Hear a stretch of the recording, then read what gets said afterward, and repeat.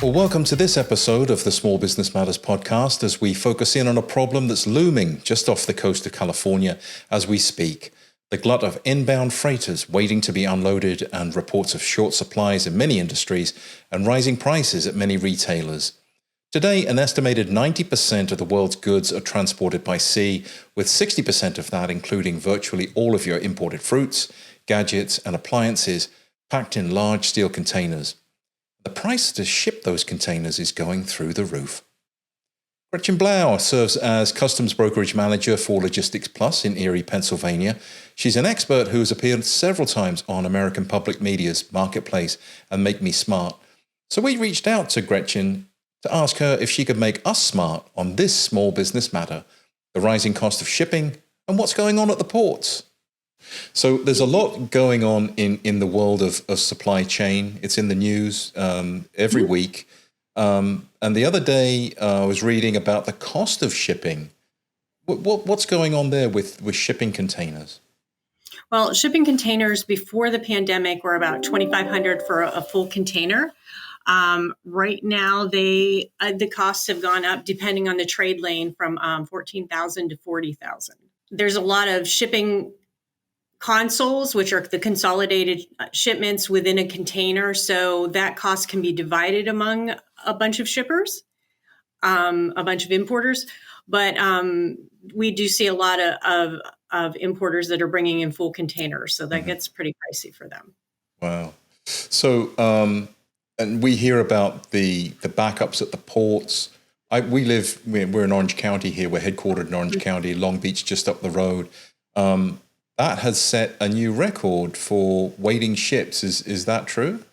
Yeah, that's true. Over the weekend, there were 76. It's hanging in the 80s right now, but that's changing hour by hour, and I haven't checked it recently. It's been a busy morning, so not sure exactly where it stands now. I was advised by a contact I had that they were doing a show on this same topic, and they had to keep updating it throughout the day in their script. So what's driving the back? I mean, obviously we're in the middle of a pandemic, or we're coming to the tail end, hopefully, if glass half full here. What's driving the delay at the port? Well, I mean, there's just such a demand for everything. Last year, manufacturing was off. Shopping was off. When people went shopping, they typically did it online. So brick and mortar retailers are trying to get caught up with their warehousing, with their stock. Speaking of warehousing, everyone has been switching to just-in-time inventory. So when they went through their stock last year of either parts or retail items, they were left with nothing. And that's why the store shelves are empty. That's why if you need a replacement part for anything, you have to wait weeks, months. As an example, I had a screen that was damaged, and my local hardware store can't even get the parts to fix it. And I took it in at the beginning of summer because obviously I want to open the windows, use the screen, and I still don't have it. And they keep calling and apologizing, but I know there's nothing they can do. I mean, I work in the supply chain, so if they say they can't get the parts, I know that's absolutely true. So the cargo that's coming in, there's a wide variety of cargo, but would you say what I hear you saying is that e-commerce, the explosion of e-commerce, is really helping to spur that along, and people are getting allocations on these ships for their now it's Halloween is the next season for retail. Beyond that, Thanksgiving, holidays. What would you tell retailers? They should be a lot further along now than just putting their orders in, right? They would have had to have ordered several months ago. Yeah, it's kind of worrying me because I'm not an early Christmas shopper. I tend to wait until, more towards December, but I found myself picking up stuff over the weekend because who knows what's going to be available when December rolls around. So if retailers haven't already placed their order, they might be a little bit out of luck there. Mm-hmm.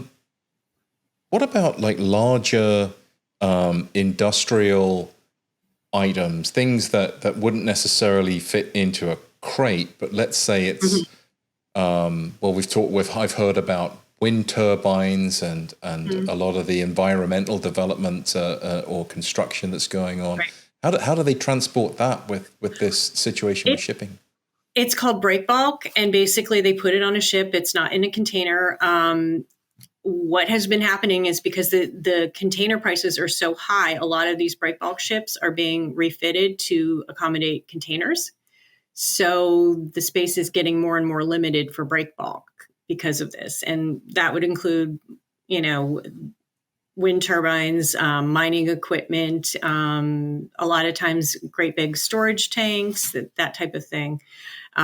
Fortunately, solar panels will fit in a container, so it's not affecting that aside from the high cost of shipping. But that's one example where an importer will fill an entire container and then they have to bear that entire cost of the container. Is it impacting exports? It is impacting exports. We're seeing delays in the port there as well. Since I'm a customs broker, my role is mostly imports, but there's, if too many ships are coming in, not a lot of ships can leave. So there's delays there. We're seeing things being rolled over and whatnot, so that the actual date of departure gets pushed out, or there's not space available, and that needs to they need to wait till the next ship, that type of thing. So it's impacting everyone, whether importing or exporting. Yes. So can you talk about some examples where things have taken additional time? Well, I was speaking to our import manager, and she said as one example that they paid for expedited premium service from China, which takes 15 days, and it did take 15 days, and then it sat in the port of LA Long Beach for 30 days, and then it finally got offloaded and sat in the terminal for another 30 days. So that expedited service was 2.5 months when it should have been 15 days. So the cost of the space on the containers is higher. Mm-hmm. What options do you have? Do you buy smaller lots and ship by air? I mean, what are people doing? I heard one story about buying or looking at buying their own ships. Retailers investigating mm-hmm. buying ships. Yes, that's definitely the case. They are looking into cutting out everyone involved in using their own ships. Still, that won't really help with the port backup. And other things that are contributing to the port backup is there's a shortage of chassis, there's a shortage of drivers, there's a shortage of stevedores and whatnot to offload everything. I mean, it's